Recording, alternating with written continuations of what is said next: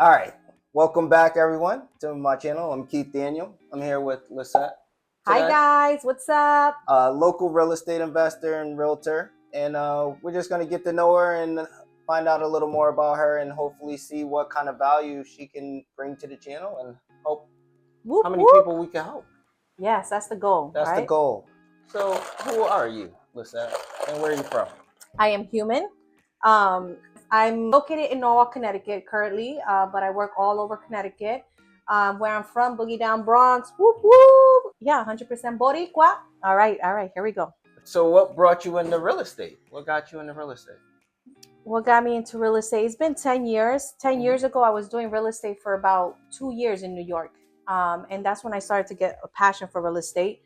I love the fact that real estate, you get passive income and it's long-term generational wealth. So for me, I wanted to learn and get into the real estate business so that I can use my funds to invest into my investment property. So, what are you currently doing in real estate? So I am currently working as a real estate agent here in the state of Connecticut. I love working with investors. That's my favorite clientele. And I'm currently saving to invest in my investment property and looking for partnerships. Okay, nice. So, you're a realtor. What's the difference between a realtor and a real estate agent? They're the Is same. it? The realtor, I know that name sounds crazy. It's like you get so confused. Like, what realtor? No, a realtor is a licensed, individual that helps, different people, whoever's interested in buying, selling property, even renting the traditional way. Versus creative financing. So that's what a realtor does. It helps our clients, whether they're looking to invest in their investment property, whether they're a first time home buyer, or whether someone looking to get their rental property rented. And so they use real estate agents to help them. Okay. And now, from watching you on Instagram and everything, I see that you work with a lot of people that are renting. Yes. So how do you help people that are trying to rent places? I love renting as well. I just help my clients understand the first thing you want to do is work on your credit. Because the credit, it's a big factor when we're going for apartments, right? In order to get approved, no matter if we have any kind of program, we definitely have to work on our credit so that we become more attractive to the landlords. So I basically tell my clients, prepping them. I know when their lease is expiring, and I say, okay, we got 2 months to prep. Um, updated paychecks. I run their credit, their background, their criminal record. Make sure that they start saving so that they have a nice reserves, so that when they do go into their new apartment, they're not struggling right away. So that's really my passion, because I love helping people, and I want to make sure that when they get set, when they get to their goal, whether it's apartment or a house, they actually have some reserves too, so they're not struggling in their home. And just making sure that the apartment is what they're looking for, that it's within their budget. That's important too, because we have to know, oh, well, I can afford 4,000. Well, let's check your numbers, because maybe they can't afford 4,000, right? So checking the numbers, checking credit score, preparing with their weekly pay stubs, and a lot of networking. Going to events, also networking with investors that may have properties that need to get rented. And when I get overflowed, I'm like, I need to put them in rentals. So a lot of just getting to know a lot of people, so that more inventory. You help people with their credit. So what do you do to help them? How do you help them with their credit? When I run their credit report, I'm not a licensed credit repair agent, but I do like to see their numbers, just to see if it's something that I can help them with.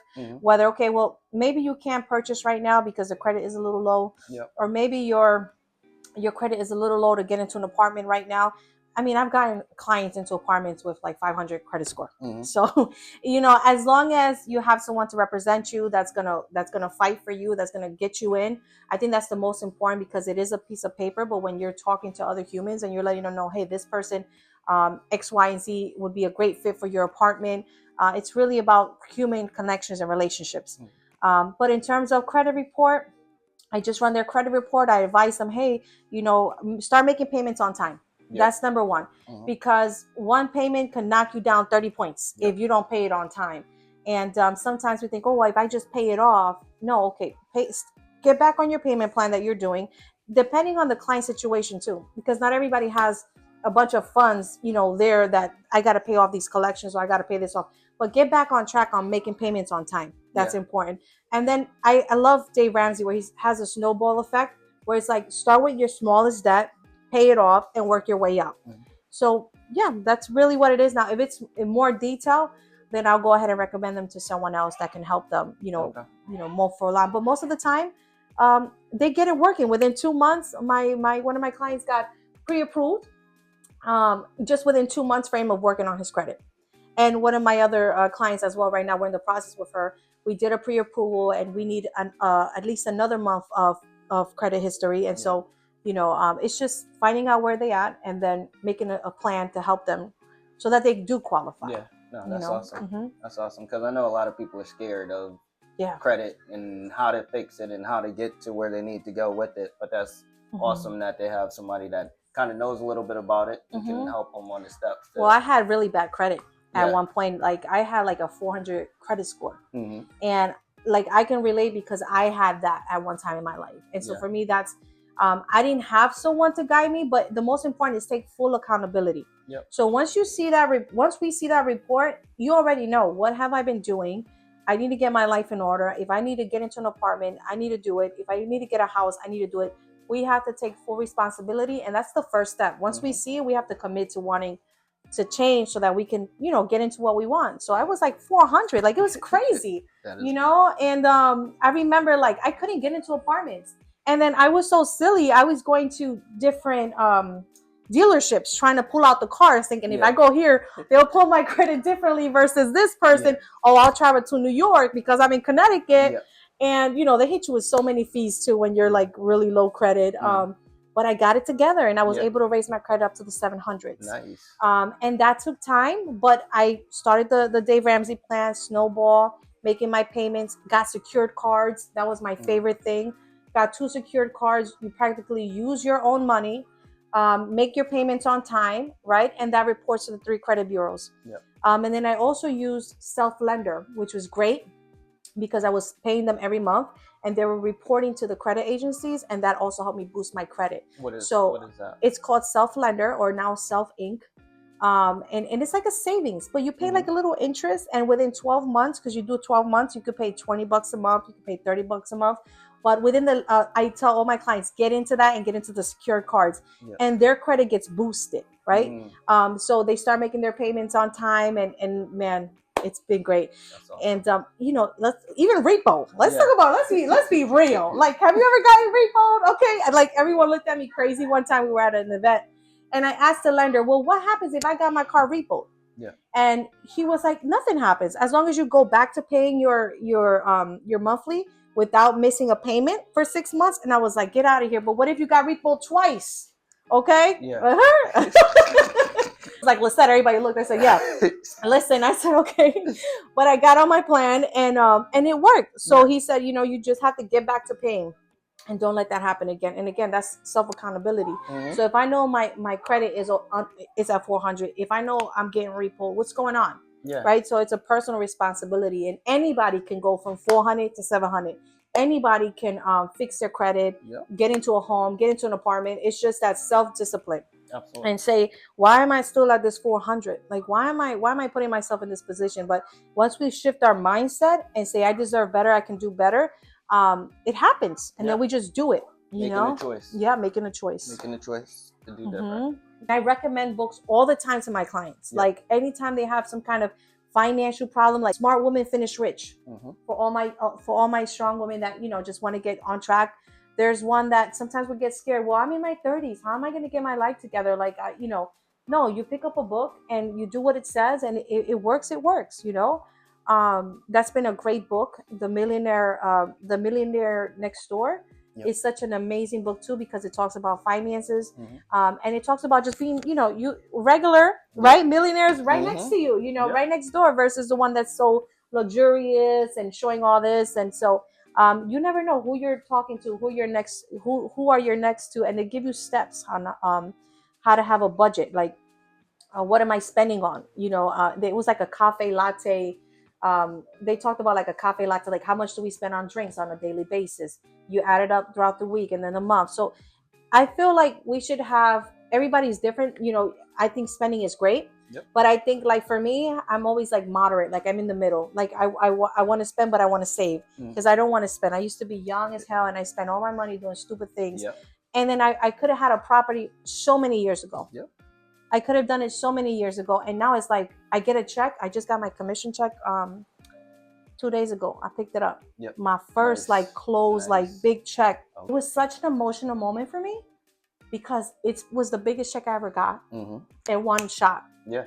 And the hard work that was put behind that, and then being able to give it to my son to open it, to see that. And it was just amazing. And things can happen. We can use this check and spend it. Yep. And then all that hard work goes, to nothing, right? Yes. Let me get a bag. Let me, Yep. no, let me get this money and let me flip it. So right now it's like going right to the savings, my investment property.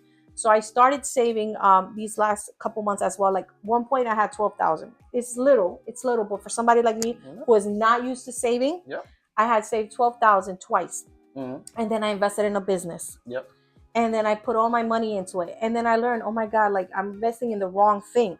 Because we know we have to check our numbers. Like, is this making me enough? Like, am I covering my overhead? Am I covering, my daily lifestyle? And it wasn't. So I had to like take a reality check. But I learned that they're not losses, they're experiences. Yep, absolutely. So I would have people come to me like, oh, you're crazy for putting your money into things. And I'm like, you're crazy for never taking any risk. Yeah.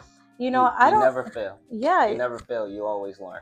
Always learn. So everything that you do, you always learn. And there's just so many ways to get properties that it's crazy that we think, because for example, someone like me that couldn't qualify for a traditional mortgage would be like, I would never qualify. But going to events and getting educated and talking to investors and opening that mindset of like, hey, partnerships, or hey, and then your mind just goes bing bing. Yep. And it's like, man, figure out what we're good at, each as an individual, figure out what you're really good at and what we can bring to the table. How can we help each other? So being able to have a partnership in the real estate business when you're starting, we don't even have to struggle so much to get the money. If we talk to the right people, you'll find out that, hey, this person is willing to open up and actually partner with you, and you just have to do X, Y, and Z, whatever it is. If you're good at finding properties, if you're good with relationships, whatever it is you're good at, if you could bring that to the table, there might be partnership opportunities. And sometimes we get scared to do partnership. Like me, I was so scared, like, to even talk about it and open up with someone, because I'm like, oh, somebody's out to get me. You know what I mean? Have you ever felt that? Like, absolutely. Like, absolutely. If I talk with this person, or what if I build something with this person and then this person does me wrong or something. But that's a poor mindset. It is. It's a poor mindset, because we're not allowing ourselves to be open. We're not allowing ourselves for experiences, for partnerships. At the end of the day, things are going to happen.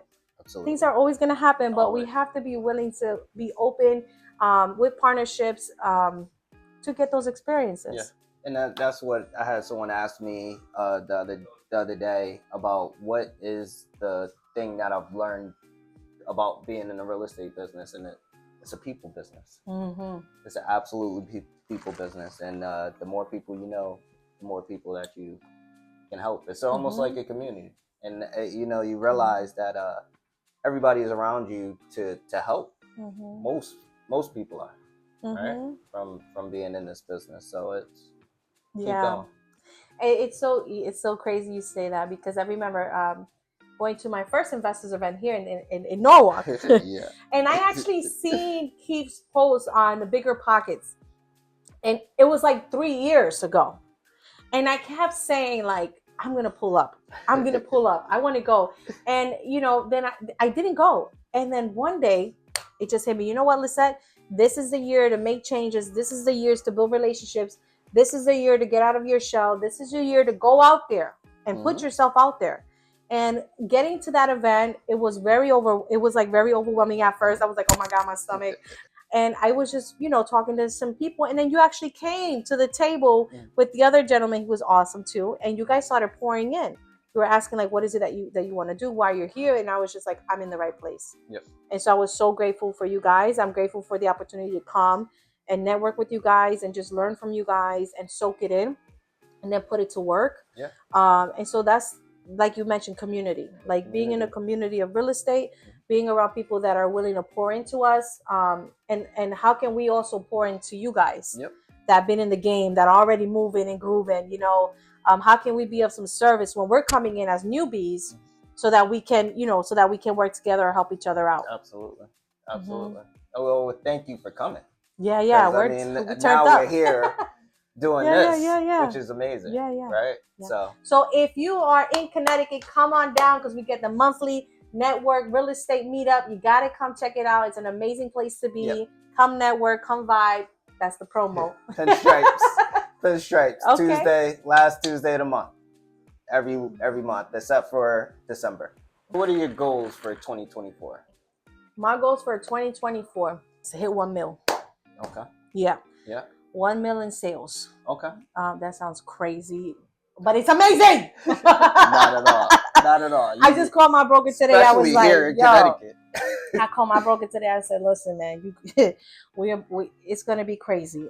That's what I want to hit. And I'm ready for it. Mm-hmm. It's gonna be it's scary. It's real estate. From the last 2 months that I've been like really active, it's been a roller coaster. Mm-hmm.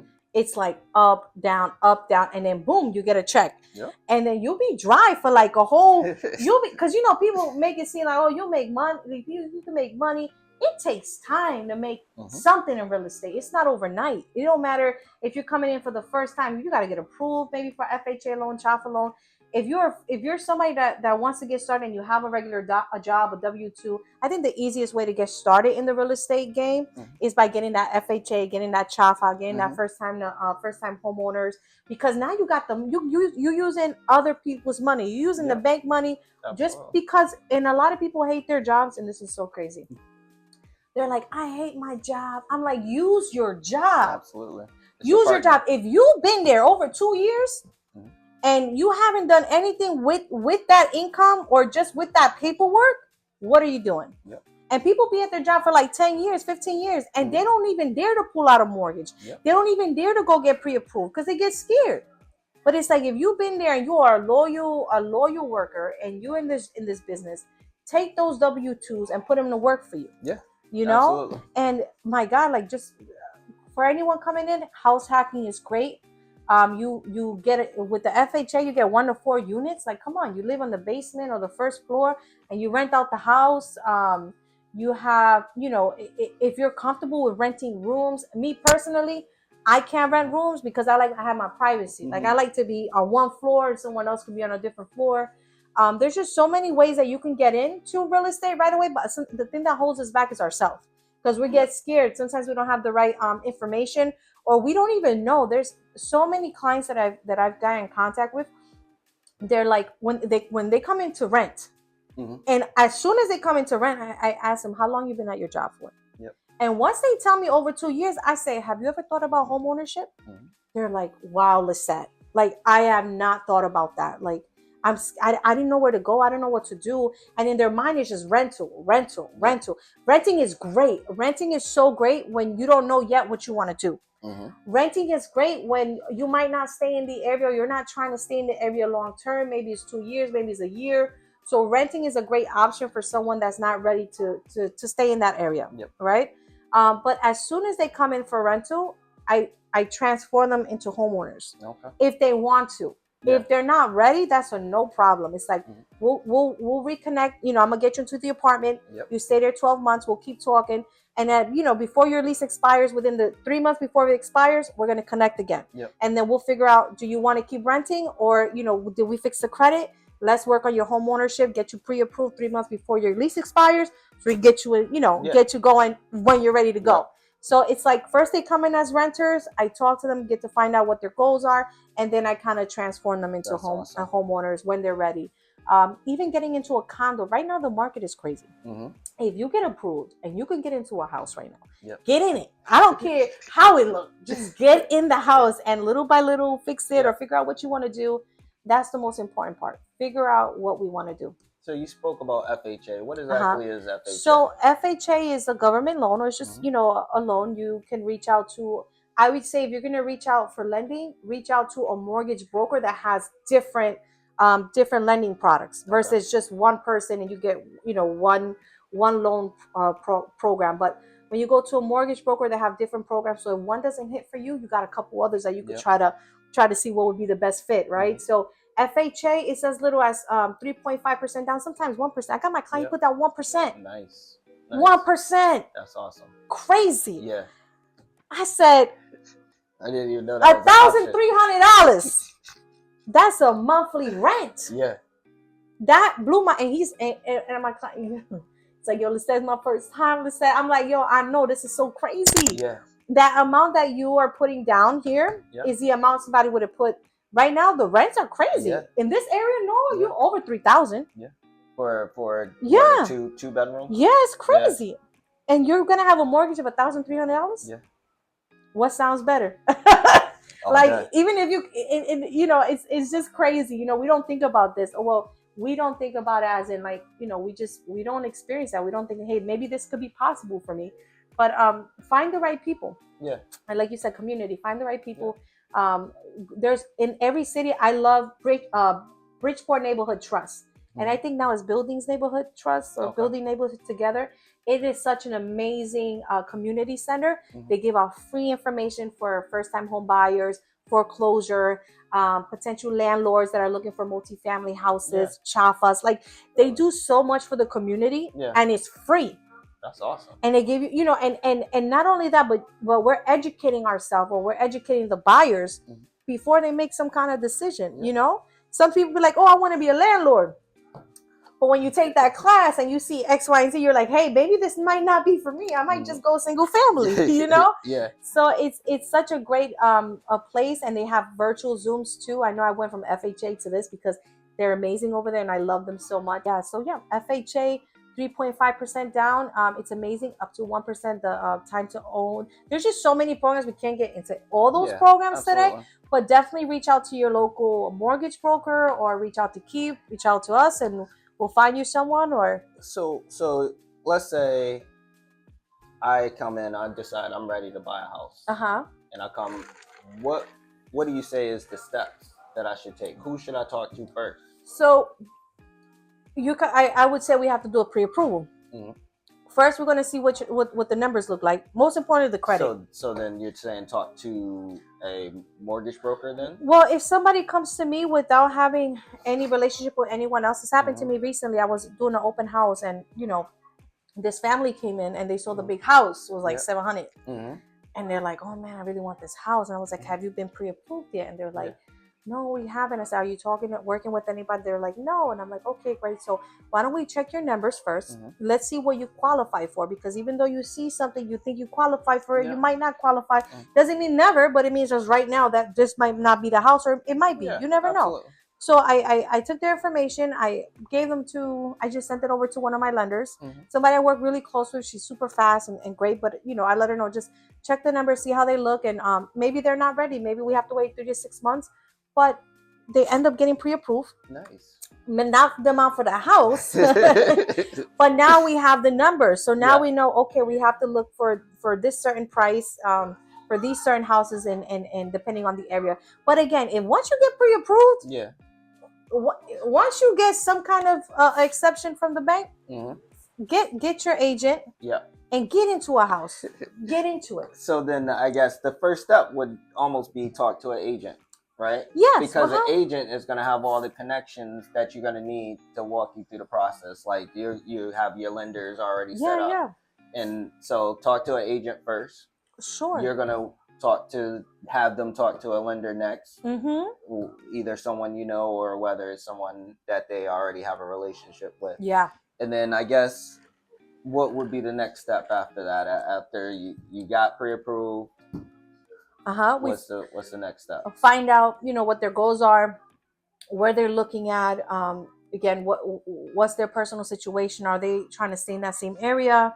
Find out what kind of property they're looking for. I always right away talk to everyone that comes to my door about investment property first, because who wants to be house broke? Yep. You get a nice pre-approval. Gives you a nice number. What's the first thing the average person does? Go buy a big house. They're like, oh, we gotta get this house. Yo, we getting a house.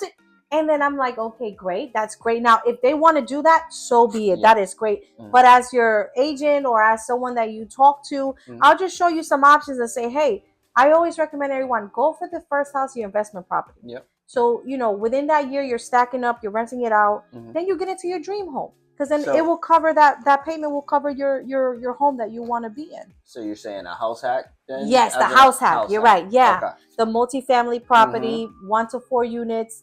And if you got a basement, I always say, man, like check out, maybe they got a walkout basement or like attic where you can actually convert it into like a room. And again, there's some people that are open to sharing a sharing space in that same place. It all depends on the person, but I tell them, hey, you guys can live downstairs. I can help you rent out your other levels of the house. You use that income as the same that the work income that you're also receiving, and we start saving and making a plan for your dream home. And they're looking at they're like, what is going on? Because people are so quick to like, let me get you into a house, and they're not like, how can I help this? How can I help this client? How can I help this person? See that I want to get you into a house, but let's talk about passive income too. Let's talk about how you're going to be able to generate this income for you and for your family and for your kids, especially, right? Because I know how it is to be house broke. We don't have enough to pay the bills, and we got this nice ass house and we can't do nothing.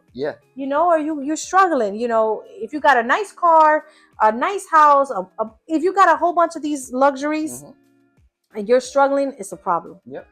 And I remember one time, one of my girls, she was talking to me about her car. She got this car. She's paying like $800 a month. Guess what I told her? And what I told him, there was two of my people. I said, get rid of the car. They were like, what? What are you talking about? I said, that is a liability. Like, that's taking money away from you. Get a hoopty. Get a hoopty for like 2 years or a year. So you save up more money. You have some reserves. You get your investment property. Once that starts making money for you, you're able to afford another vehicle, a nice vehicle. But we're not struggling. But we're just buy assets to pay for your liability. Yes. Rich dad, poor dad. He smacked me in my face. He smacked because I done went broke trying to look rich. Stupid. And if we were to have that financial literacy, like as we're growing up, even in high school, and I tell my son, like, pay attention to the finance classes in school, because when you graduate, those are the ones that are really going to matter. And I say, if we don't manage money, we end up being broke. We don't learn how to do if we don't know what to do with $1, we're not going to know what to do with 1,000 or 2,000. If we don't know how to take care of an apartment or pay on time, we're not going to get into a house. It's going to be hard. So it's just a learning process. It's just really, we have to really think about our future, our kids' future, especially, I'm going to keep it real, the Latin community too. We need to make sure that we take care of our family, because we didn't have that. Now we don't have that knowledge growing up. We're probably told. I know in my mom always taught me how to save. That was one thing. She was always like, she was such a hustler. My mother, she's amazing woman, and she would work 40, 50 hours a week. I'm like, damn, you can't even see them, but that your parents are working. And I just learned about saving, but I didn't learn about investing. And as an adult now, at 31 years old, was when I was like, I need to be doing something different. I used to have money. He's like, I want to flip this money. We'll flip it the wrong way. Or we're like, what can I do with this money to make me more money in a positive way? And so I just fell in love with real estate, and that's the best place to put your money in, whether it's a condo. And then that's another thing with condos. You think you could just buy a condo and it could be rented. You can't do that. So educating my clients, finding out what's their goal. Maybe they just want to live there as owner occupants, and they don't want to invest, which is perfect. That's fine. But letting them know, like, hey, if you invest in this property, you're not going to be able to have rental income there. Right. And so I had someone that got into that got pre-approved, that found a condo, but they can't rent. They hadn't to do with me. They just came and they were talking to me, and I said, well, you have to do your due diligence. Like, before you get into a condo, you want to know, like, can I rent? Like, do I want to Airbnb it? Do I want to have a client there for a year? Do I want to house hack with somebody else and rent the room? I mean, just with that, that alone, somebody can come up with a condo, but just educating ourselves so that we don't purchase something that we can't flip or that we can't make money out of. And so that was new. Like, I was just like, wow. And so now every condo I call, I'm just like, hey, is this investor friendly? Is this renter friendly? And they're like, yeah, well, they'll say no. So it's like, that's important. Yeah, absolutely. Yeah. Absolutely. Because HOAs is tough. And that one right there, HOA fees. Yes. Yeah. What is the HOA? So the HOA is a monthly fee, a fee of association. It's like maintenance and, just keeping up with the property. That's extra when you go into a condo versus when you get into a house and you don't have HOA fees. But a condo is nice for someone who doesn't really want to do all the work themselves, but also make sure that the HOA fee falls within their budget. Yep. Because some people go broke going into a condo and the HOA fees be like $800. Yeah. It's crazy. It's crazy. I saw that and I was like, that's ridiculous. We're not even adding the mortgage, the insurance. And it could go up. That's the worst part. So yeah, I mean, budget friendly. I wasn't saying go out there and get into a condo and then you have this crazy fee. Be like, damn, Lissette, you told me to get a condo. Now do your due diligence. Make sure you call the management team. Make sure you find out, get your numbers. Yeah. Because we'll get stuck in something. And the assessment also. Assessment. Talk about the assessment. Yeah. So an assessment is when some major work has to happen to the place. So like, let's say they need to replace the roof on all the buildings and they are going to come to the people that live there and ask for that fee on top of their HOA fee. So that could be a $10,000 thing that you're getting into when you're getting into a condo.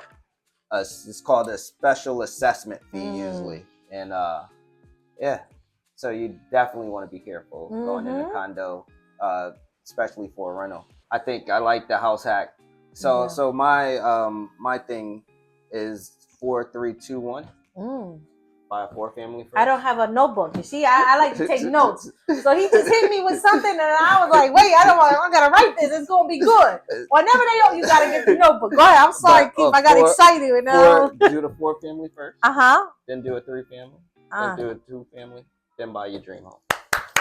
And now you already got 10 rentals. That's the plan. 10 doors. 10 doors already. You just gave me a plan. Wow. Yeah. Wow. Yeah. So if you watching this video, hit rewind and take notes of what he just gave us a plan. He gave anybody who's starting a plan. If you're like, I don't know how to start, I don't know what to do, I don't have a plan, hit that reverse button because what he just said was straight facts. Yeah. Was straight 10 doors. Yeah. 10 doors. Right. In 4 years. If you want to, right? Because you only got to stay there a year. As you move on to the next one. And as you move out, you're going to rent out the extra unit. And that's going to help you pay towards your 3-family now. And then when you move out, you're going to rent your 3rd. You're going to move into the 2-family. It's just, yeah. If I could go back, that's how I would have did it.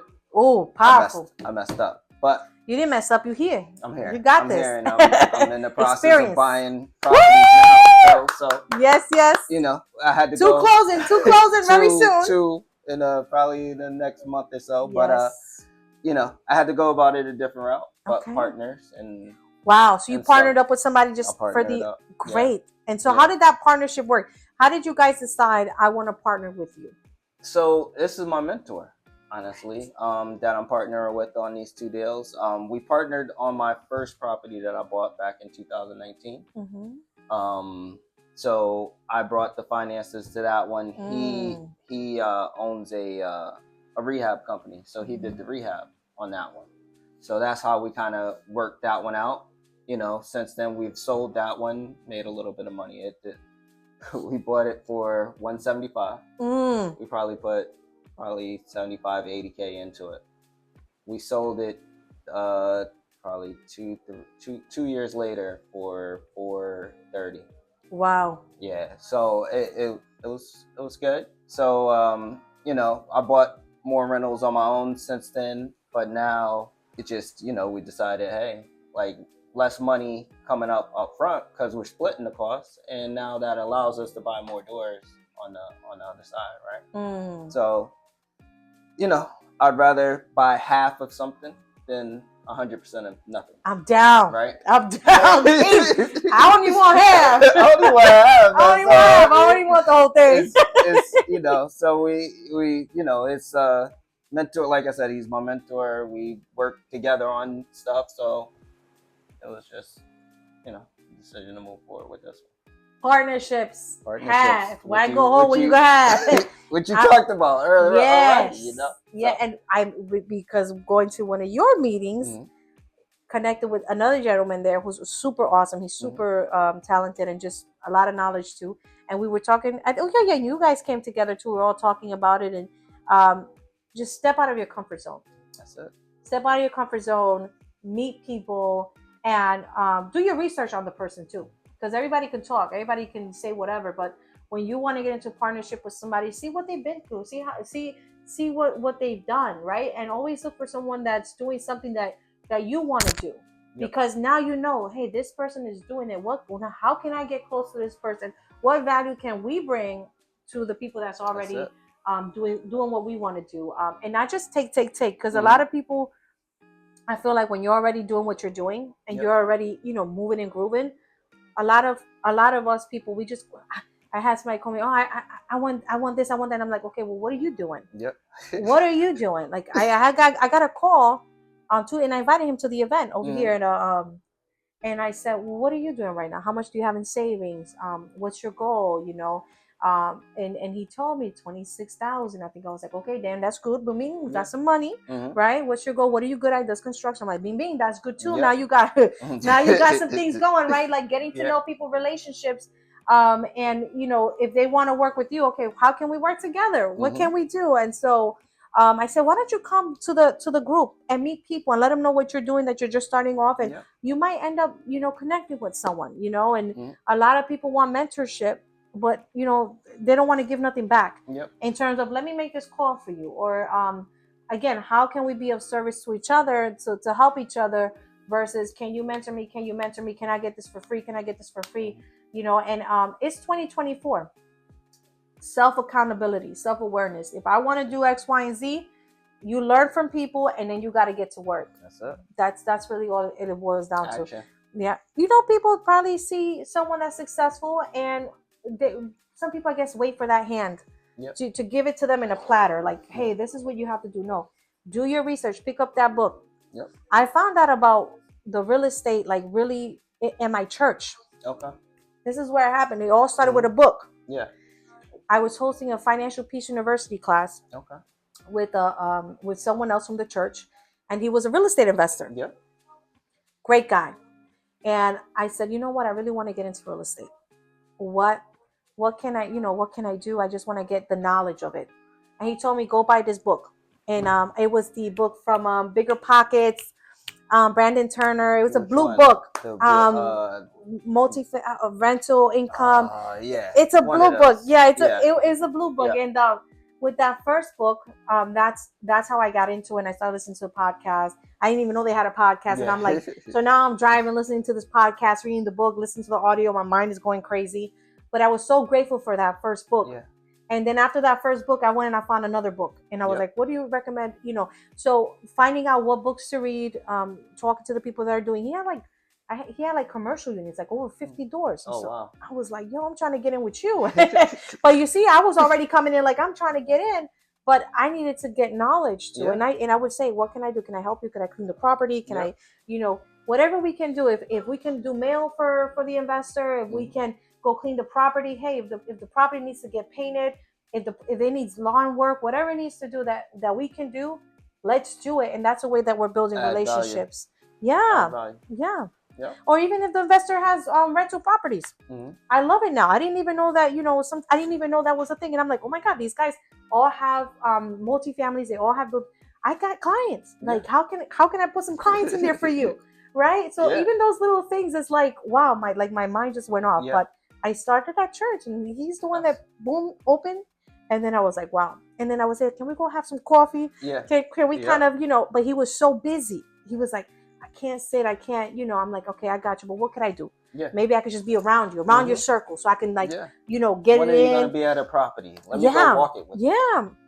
There you go. I want to go walk a property. Yeah, I just want to walk it. Yeah. What if you got to go there to tell people what to do? Let me go listen. Me. I wouldn't. I'm going to walk a property, Keith. What do you need me to do, Keith? Well, we might have a couple that we can walk. You need me to mow the lawn. I mow the lawn.